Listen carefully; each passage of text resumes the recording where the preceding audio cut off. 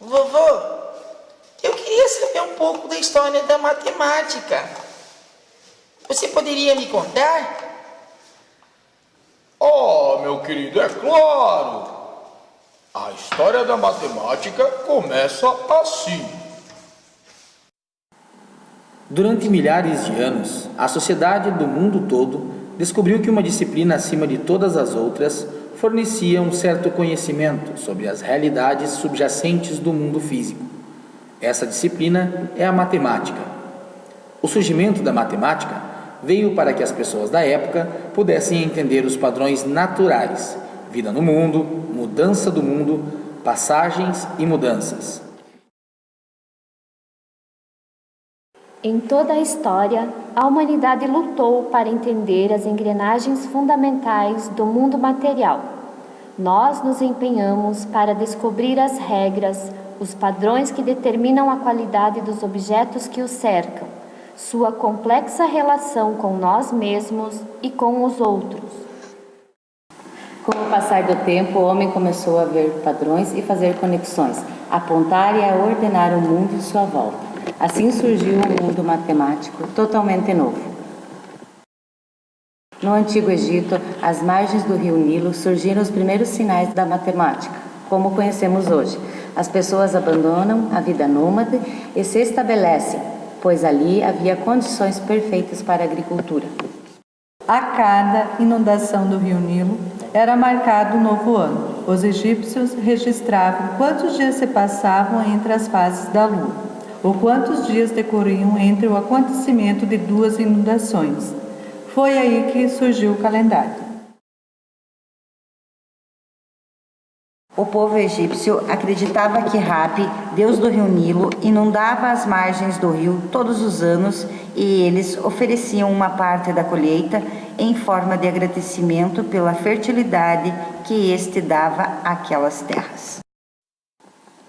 Com o crescimento da população, houve a necessidade de contar áreas de produção de grãos e impostos. Tipo assim, 1, 2... me perdi, vamos de novo. 1, 2, 3... O que vem depois do 3 mesmo? É o 4. 4, 5... Nas primeiras medidas que eles criaram, os mesmos usavam o corpo para medir. Por exemplo, 1 palmo era a largura da mão. 1 cúbito era o comprimento do cotovelo até a ponta dos dedos. Os agrimensores dos faraós usavam 1 cúbito para medir áreas e mediam com frequência, por causa das inundações. Porque senão, cada pedaço inundado, eles iam ter que abater no imposto. E você sabe, né? O faraó gostava de muito ouro, ele não gostava de ficar sem grana, não. Egípcios usavam o sistema decimal motivado pelos 10 dedos das mãos. Não existia valor posicional. Registravam em uma espécie de papel que levava o mesmo nome da planta que era utilizada para fabricá-lo, o papiro. Os babilônios foram os primeiros a conceber o Teorema de Pitágoras. Nos decimais, a habilidade matemática dos babilônios era impressionante. Quase 2000 anos ela liderou o progresso intelectual do mundo antigo, mas quando o poder do império começou a cair, ela também foi junto. Gente, Pitágoras não era dos fracos. Ele foi responsável por começar a transformar a matemática de instrumento de contabilidade para a ciência analítica que conhecemos hoje. Há algumas controvérsias que não foram deixados registros matemáticos. Já houve questionamento se resolveu algum dos teoremas que a ele foi atribuído. Seitas ou escolas filosóficas, porque compartilhavam conhecimento e modo de vida. Aí eu estou me referindo às escolas pitagóricas, onde os estudantes viviam em uma comunidade e tinham um envolvimento político, uma coisa que diferenciava do resto do povo antigo. E eles incluíam as mulheres, ou seja, elas não ficavam na mesma sala que os marmanjos da época. As mulheres ficavam em salas separadas, mas tinham direito a frequentar esses locais também para adquirir conhecimento. Pitágoras é o sinônimo de algo que escapou dos egípcios e babilônios. As propriedades dos triângulos e retângulos. É nesse ponto que a matemática nasceu e se abriu um abismo entre ela e as outras ciências. Coloque 4 triângulos retângulos numa superfície. O quadrado que se vê tem lados iguais à hipotenusa do triângulo.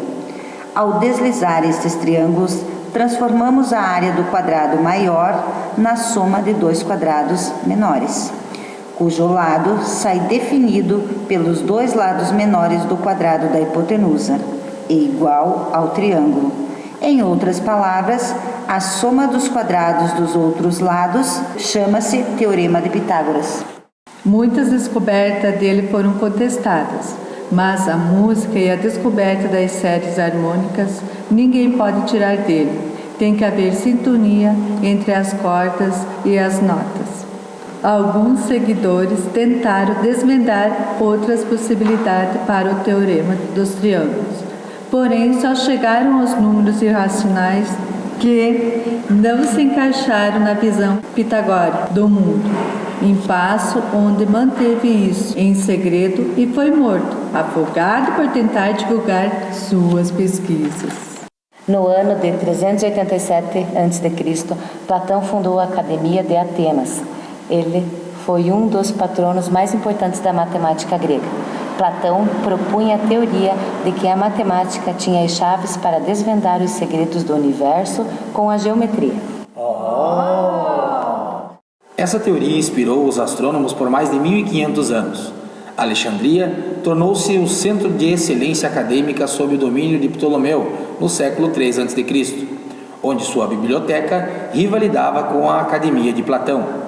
Os reis de Alexandria estavam aptos para investir nas artes, na cultura e na tecnologia, matemática e na gramática, porque eram governantes mais influentes e dignos da grandeza. A biblioteca foi destruída por muçulmanos no século XVII, mas hoje ela continua sendo lugar de descoberta e erudição, pois matemáticos e filósofos iam para Alexandria em busca do conhecimento e excelência, como por exemplo Euclides, o colunista da matemática. Por volta do ano 300 a.C., ele escreveu o livro Os Elementos, que traz o auge da evolução matemática na Grécia, com uma série de axiomas, que são hipóteses matemáticas, deduções lógicas e teoremas feitos e teoremas estabelecidos. Quando você para e pensa, é realmente incrível, porque são os mesmos teoremas que nós usamos hoje, mas a geometria euclidiana é válida. Arquimedes foi o visionário da matemática com os polígonos e os sólidos. Uma das especialidades de Arquimedes eram as armas de destruição em massa. Elas foram usadas contra os romanos quando eles invadiram Siracusa em 212 a.C. e projetou espelhos que usavam a luz solar para atear fogo nos navios romanos. Gostava da matemática pura. Produzia fórmulas para calcular as áreas de formas retangulares, como estimar a área do círculo. Surgiu o π e também o valor das fatias de uma esfera. E o que aconteceu com Arquimedes? Morreu! Sendo abordado por um soldado romano. Em meados do século I a.C., os romanos haviam dominado o antigo Império Grego, mas Hipácia era uma mulher pagã e matemática, devota ao Império Cristão, muito influente naquela época. Foi uma professora com muitos alunos e seguidores, com influência política em Alexandria, mas essa combinação de prestígios fez dela uma figura odiada pelos cristãos. Numa manhã de quaresma, ela foi arrancada de sua carruagem por fiéis fanáticos e levada a uma igreja, onde foi morta e torturada brutalmente. Sua morte foi o golpe final para o legado grego em Alexandria. As revoluções realizadas por esses pioneiros gregos, egípcios e babilônicos fundaram as bases da matemática como conhecemos hoje. Mas sabe de uma coisa, pessoal? Nem eu sabia que a matemática tinha tanta história assim.